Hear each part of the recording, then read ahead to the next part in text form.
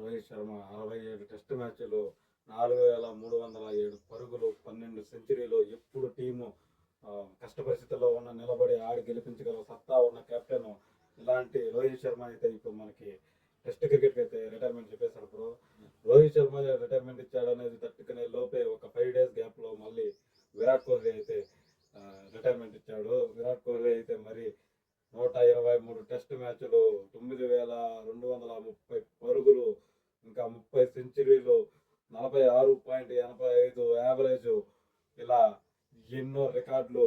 ఇంకా భారతదేశంలోనే 4వ అత్యధిక రన్స్ తీసిన ప్లేస్ లో అయితే మన విరాట్ కోహ్లీ రికార్డ్ అయితే సృష్టించాడు. ఆయన కూడా టెస్ట్ మ్యాచ్ లకి రిటైర్మెంట్ అయితే ఇచ్చేశాడు.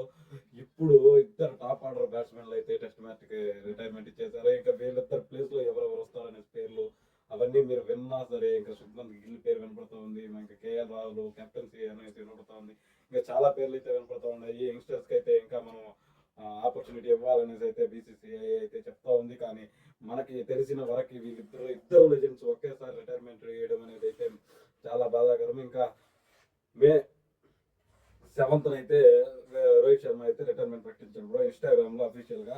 ఇంకా మే 12th మన కింగ్ కోహ్లీ అయితే రిటైర్మెంట్ ప్రకటించాడు. దీంతో రోహిత్ శర్మ, కోహ్లీ ఇద్దరు వాళ్ళ అనుభవం కానీ, ఇంకా వాళ్ళ ఎక్స్పీరియన్స్, వాళ్ళ టెక్నిక్, ఇలాంటివన్నీ మనం ఖచ్చితంగా మిస్ అవుతాం అనేసి అయితే చెప్పాల్సి ఉంది. ఇంకా టీంలో ఇంత బలమైన ప్లేయర్లు ఎలా భర్తీ చేస్తారో చూడాల్సి ఉంది ఫ్రెండ్స్. ఇంకా ఇంకా మనం ఐపీఎల్ విషయానికి వచ్చేస్తే, ఐపీఎల్ అయితే మళ్ళీ రీస్టార్ట్ అయిపోయింది. ఇంకా కొత్త షెడ్యూల్ కూడా వచ్చేసింది. దాని గురించి సపరేట్ గా వీడియో చేస్తాను, మీరందరూ చూస్తూ ఉండండి. మన ఛానల్ సబ్స్క్రైబ్ చేసుకోండి. కొత్త షెడ్యూల్, ఇంకా ఎవరెవరు ఫైనల్స్కి వెళ్తారో, ఆర్సీబీ సార్ కప్పు కొడుతుంది అనేసి అయితే నాకు గట్టి నమ్మకం ఉంది. ఎందుకంటే టీం అలా ఉంది.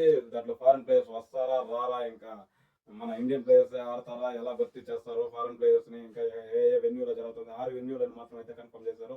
అన్ని విషయాల గురించి ఒక వీడియో అయితే నేను చేస్తాను. Stay tune to our channel, subscribe చేసుకోండి. మంచి మంచి వీడియోలు అయితే మన ఛానల్లో అయితే వస్తాయి. ఎక్కువగా మూవీ న్యూస్ అయితే మన ఛానల్లో వస్తూ ఉంటుంది. ఇంకా ఐపీఎల్ గురించి ఈ కొన్ని రోజులు అయితే వస్తాయి.